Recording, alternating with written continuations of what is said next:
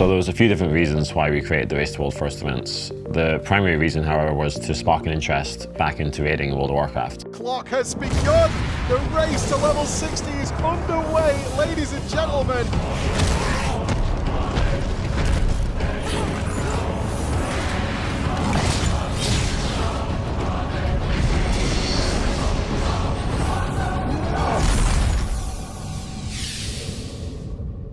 Over time, World of Warcraft, the game, had shifted in a direction where raiding was no longer the main focus. And so what we wanted to do with these Race to World First events was bring back that interest, bring back that excitement in the race. Also at the same time, provide a great platform for the players to showcase their ability in game and increase their online presence.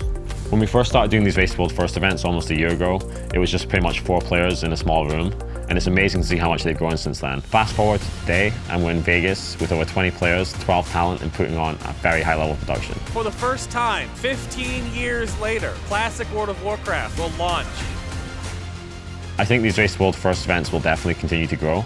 Similar to other esports competitions, you have the top teams going against one another, but unlike other esports competitions, what you have here is you're also premiering content that's never been seen before. You're downing the hardest challenges, the hardest bosses before anyone else is in the world.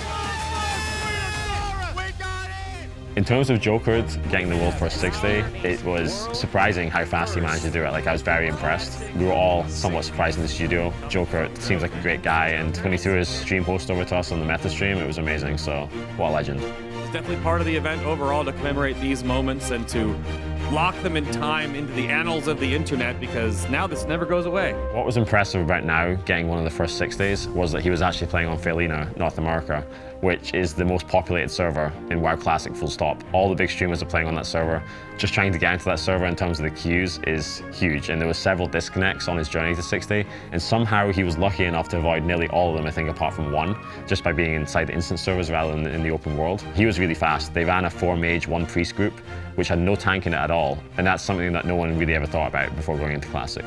For me personally, the best thing about this event was just being in that 5-man group with the meta guys and just having fun leveling up to 60. And also being able to cover the World 2nd Molten Core run with the guild progress live on stream was also really cool to see. There it is!